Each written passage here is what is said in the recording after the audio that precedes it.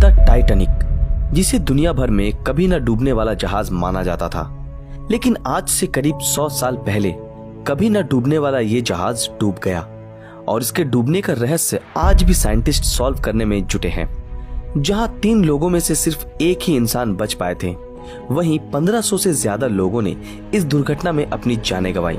लेकिन इन सब मरे हुए लोगों में से सिर्फ 340 लाशों को ही बरामद किया जा सका।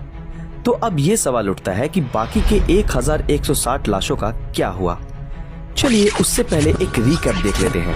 अप्रैल 14, 1912 को जब आरएमएस टाइटैनिक एक आइसबर्ग से टकराने की वजह से पानी में समाने लगा, जिस वजह से 1000 से ज्यादा लोग नॉर्थ अटलांटिक ओशियन के बर्फीले पानी में डूबकर मारे गए, जिसका तापमान -2 डिग्री सेल्सियस बताया जाता है। इतने लोगों के मारे जाने के पीछे जो सबसे अहम कारण बताया जाता है वो है टाइटैनिक पर लाइफ बोट्स की कमी। जहां टाइटैनिक के पैसेंजर कैपेसिटी के हिसाब से 60 लाइफ बोट्स होने चाहिए थे, वहीं टाइटैनिक पर सिर्फ 20 लाइफ बोट्स ही मौजूद थे। लेकिन इतने बड़े शिप पे लाइफ बोट की कमी हुई कैसे?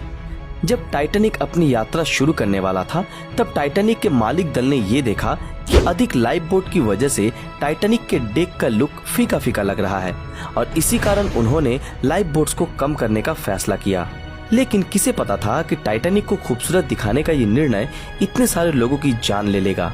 इससे बुरा और क्या हो सकता है कि शुरुआत में जिन लाइफ बोट्स को रिलीज किया गया उसमें आधे पैसेंजर्स भी ठीक से सवार नहीं थे, जिसमें अगर भर भर के लोगों को चढ़ाया जाता तो शायद और भी बहुत सारे मासूमों की जान बचाई जा सकती थी।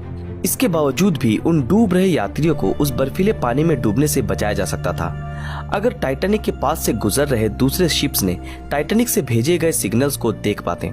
लेकिन दुर्भाग्य से ऐसा हुआ नहीं, क्योंकि साइंटिस्ट ये बताते हैं कि इन सिग्नल्स को न देख पाने का कारण था लाइट रिफ्रैक्शन। और साइंटिस्ट ये भी बताते हैं कि यही घटना उस वक्त भी हुई थी जब टाइटैनिक आइसबर्ग से टकराने वाला था, जिस कारण टाइटैनिक के चालक उस आइसबर्ग को नहीं देख पाए और बहुत देर हो गई। बहुत लोगों का ये कहना है कि आइसबर्ग को नहीं देख पाने का मुख्य कारण था कि टाइटैनिक के चालक के पास दूरबीन नहीं थी।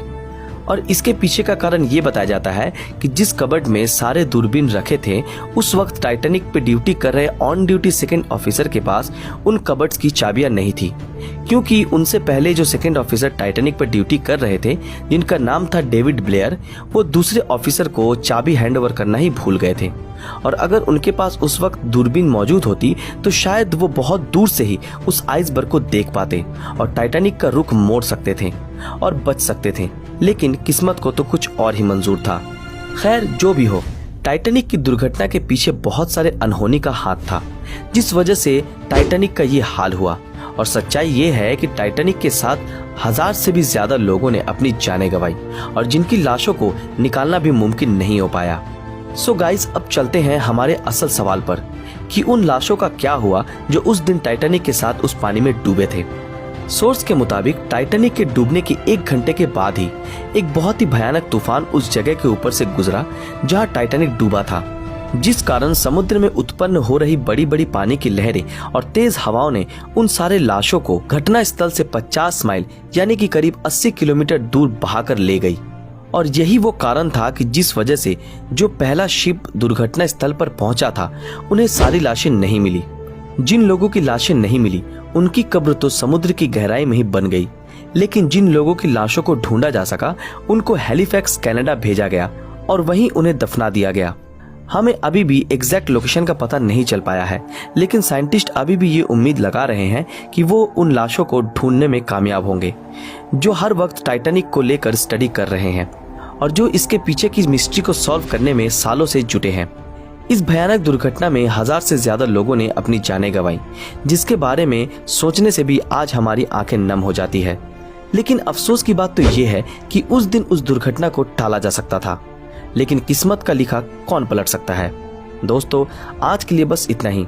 अगर आप भी टाइटैनिक से जुड़ी कुछ जानकारी जानते हैं तो हमारे साथ कमेंट सेक्शन में शेयर कर सकते हैं।